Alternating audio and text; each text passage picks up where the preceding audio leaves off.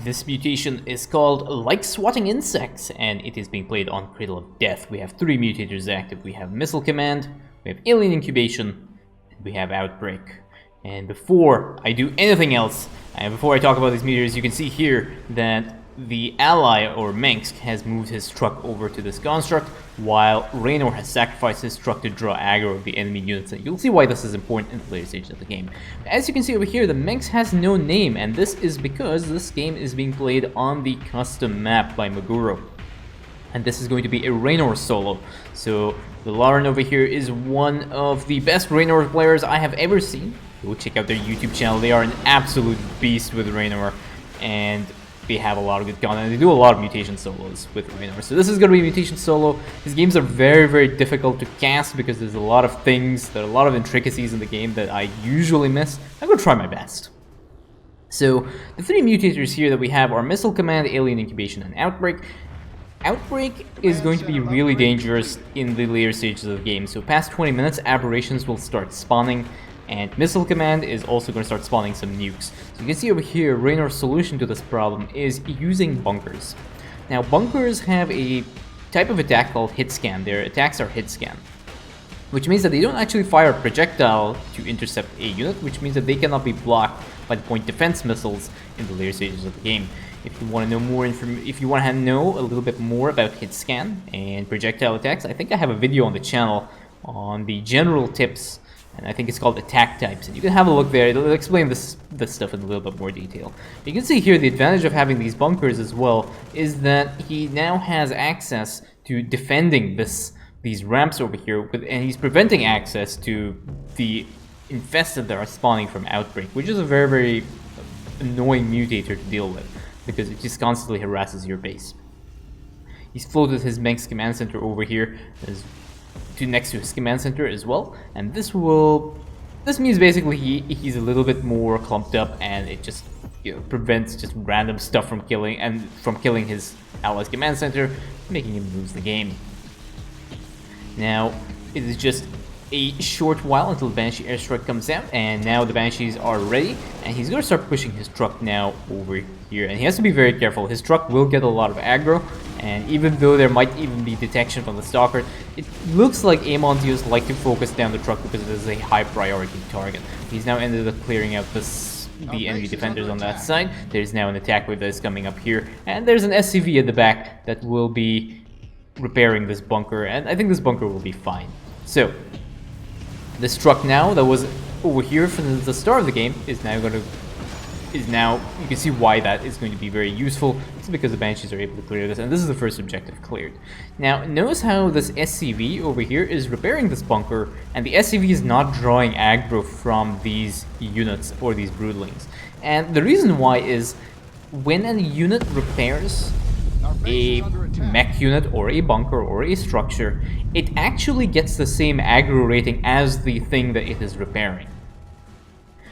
The way enemy units will aggro is if your SCV is standing in between that unit and the unit it is repairing, that unit, the SCV will get aggro. And the reason why is that enemy units will try and aggro the highest priority unit that is closest to them. And given that 2 units have the same aggro priority, the SCV is going to end up closer if it is moving on this side of the bunker, and therefore it will get focused farther down. Basically, the take-home message here is that you should always have your SCV on the opposite side of the bunker, away from the enemy units, and that'll usually keep these units away from the SCV, and you can repair indefinitely on that side. So, we can see here now that Raynor is going to be floating their command center over and try and maximize their economy. Now the other question I normally get asked is, why do you not take your allies expansion, and why do you not take that expansion as well? And the reason why is that this is a Raynor solo. It is a solo run, assuming that you are running on a 2 base economy, not a 4 base economy. Because a 4 base economy is significantly easier to play, and I think a lot of players that are even minorly decent in the game could do it. You can see now that we have a Hyperion out here. The Hyperion is going to start pushing through and starting to aggro this enemy base. You can see already that there are some missiles that are coming out with point defense missiles, and this is where problems can start stacking up. The point defense missiles will shoot down any projectile attack, and this is where the effectiveness of these bunkers come up as well. See just harassment here from the Hyperion. We have the 2 trucks on the front side as well. Now the Hyperion has despawned, and that is going to be a problem. so the trucks do end up getting picked off. But again, there is a little bit of damage to Amon's base. And again, we also have 7 minutes left on the timer, which is plenty of time to get started. But you can see now that there is an attack wave that is coming up here. This is a harass wave that will be spawning, and they are going to start pushing into this bunker over here. Very nice airstrike will come down, catches all the units in that harass wave, and now there is another harass wave as well over here. But again, the bunker is able to hold this side. So far, we have the replenishable magazine upgrade, which is the spider mine upgrade for these vultures, and this is why you can see why the custom map has been selected as well. It's very useful to get a very nice composition here, and having a pure ground composition does make this much easier to deal with. You can see we have a bunch of vultures here, and they will be deffing the map. They will be putting down some spire mines to help defend against the harass waves and the attack waves that will be coming up on to attack the players. And again, you can see here again just some defenses on these infested units that are spawning consistently throughout the course of the mission. Artifact trucks are still waiting over here, and Raynor is just trying to get set up, just trying to make sure that their economy is up and running. Raynor really requires a lot of minerals to get a good amount of army, and especially when you are using vultures with spire mines, they can actually drain your minerals really quickly. So just making sure you have enough orbital CCs, just making sure that you're on top of your macro to make sure that you have adequate mineral income. It does make this mission a little bit easier to deal with. This mission in itself is not an easy mission. It is one of the hardest missions. I still think it's still one of the hardest missions in the game. You can see here now the advantages of these spire mines. These spire mines are just going to come up and instantly delete this attack wave. And this is why the spire mines are so good at defending ramps like this. Trucks are still waiting over here while Raynor gets set up. He has now completely saturated the expansion in terms of minerals. It does not appear that they are interested in getting the gas income, because I don't think the gas income is as important, especially if they're going for a marine-centric build here. And again, there's just a lot of harass here from the infested, and aberrations will start spawning at the 20-minute mark. And at 20 minutes, this is when the mission becomes much more difficult, because the only other option is to all clear the mission. And if you have even played this mission once, you will know that all clearing is very rarely an option. I don't think I've all cleared this mission. It's just so difficult to do because you have to clear bases which you wouldn't normally have to clear, especially the final objective where only one of those bases activate. It's very difficult to do. So all clearing is not an option, especially if you're doing a solo run over here. Now we have a Banshee airstrike that's coming down to provide some more firepower for Raynor's army, and he will have to use these guys and start pushing through. He's running a little bit low on time. He has 3 minutes left. And this is going to be a little bit of a time push here because he is actually running out of time. And there are still 2 constructs remaining. I think that one also might be around as well. There's a bunch of void rays, a few marines over here. These marines are going to be able to be okay because they have some medics on the side as well. And now the trucks are going to start taking out this first construct, and he has to be very careful. There are, I think, some disruptors here as well. Yeah, that disruptor will see those marines and will instantly fire a disruption web here. Oh, sorry, or a purification nova. But again, as you can see, the Banshees just made a beeline for that one disruptor and just took it out instantly because Raynor cannot afford to lose any of his marines right now. This is basically a do or die situation. He has to clear out all these void rays, all these units, and these 2 constructs in the span of 2 minutes, and he has to push through. He has to be very careful with how he takes an engage. One mistake over here, and that is pretty much game over because if he loses his army, that's it. He does have access to the Hyperion, but ideally he'd want to save the Hyperion for pushing into the next base because that next base is going to be so much more difficult. You can see here there's a very nice split there on the Marines from that Purification Nova, and that Disruptor now is basically gone because, yeah, that's pretty much it. This construct now is pretty much a sitting duck here. A few more Marines, and now that construct is gone. This objective is done. These Marines probably want to get out of the way. These Marines are trying to run away. There's a bunch of skulls over there, and I think for the most part, they are all safe. So Raynor will not be losing a lot of good men on this game. You can see now that the spire mines from the vultures have actually started to fortify this base. So you don't really need this area anymore, or at least not significantly, unless there is a harass wave that spawns while your truck is in the base, in which case then you will actually get in the harass wave here. But since that is going to be very rarely the case, the amount of defenses that is required on this side is going to be much lower here because the attack waves now will start spawning from the bottom side of the map. And you can see this is reflected in the positioning of the Spire Mines and where Spire Mines are actually located.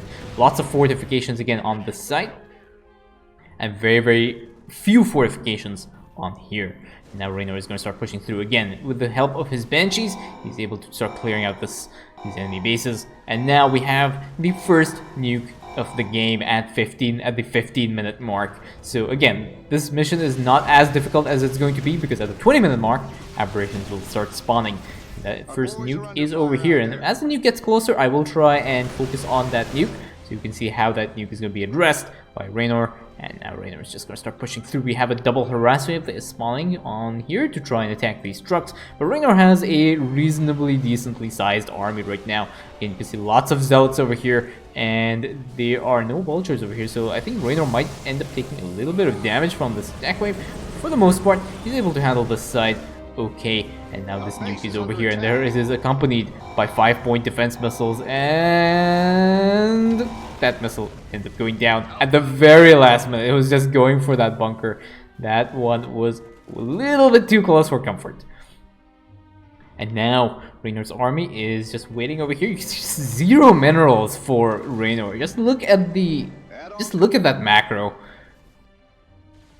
And now we have another harass wave that's coming up towards this truck as well. There's another nuke here that's coming up near the bottom of the map. Again, as it gets closer to the player's base, I will try and show you that nuke. You can see now Raynor has moved his vultures over here because he's realized that these harass waves are actually picking off a lot of his units, and he needs to make sure that he's able to address those harass waves over here.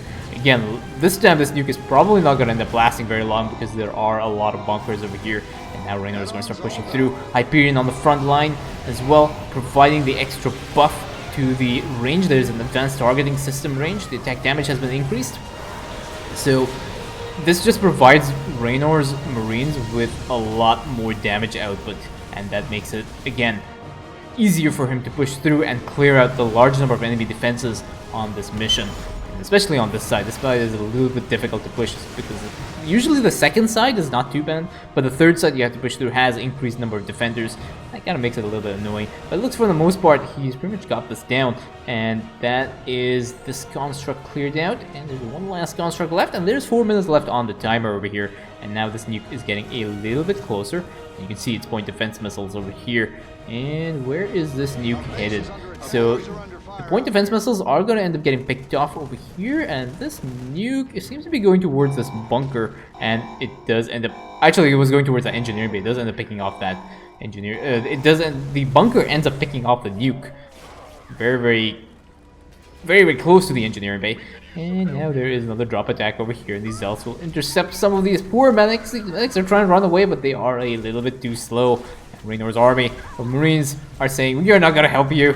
You fend for yourselves. Don't you have shields? Don't you guys have shields? Use your shields, man." And now we have a nuke over here that's coming up, and I think Raynor's army will be able to intercept this. Again, picks off the point defense missiles, and now they'll start focusing firing this nuke down, and the nuke gets picked off. So far, so good. There is a truck that is not moving in the right direction, I think. Not sure where this artifact truck is going to be going. That's actually interesting. I'm not really sure why that truck is moving in that direction. Yeah, I'm not sure why that truck is moving in that direction. But now we have both the trucks that will be combined over here. You can see these point defense missiles, they get really annoying. You can see how they're just getting picked out. They're just picking off the missile turret shots. And this is why the nukes are very dangerous. They have 5-point defense missiles with them. They can be very bad if you're not paying attention. And there's another one up here in the north, and again another nicely positioned bunker, and that should end up picking off that nuke at the very last minute.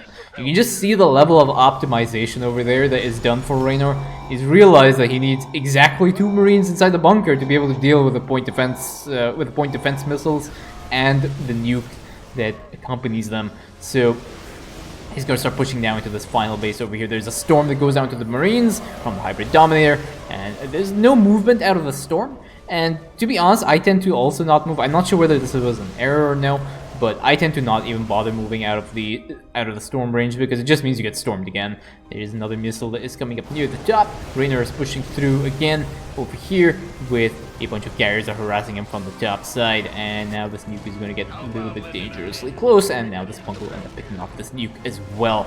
And now this construct is going to start attacking Raynor's army. He has to move his trucks a little bit forward, otherwise he will be losing a lot of good men. These medics are actually really good at keeping these units alive. There we go, the construct has been disabled right now, and will get picked up by the rest of Raynor's army. A few more Broodlings over here. There are 2 Phoenixes that are harassing these Vultures, which is kind of annoying for Raynor because these things are actually not in range of the bunker that he has put down.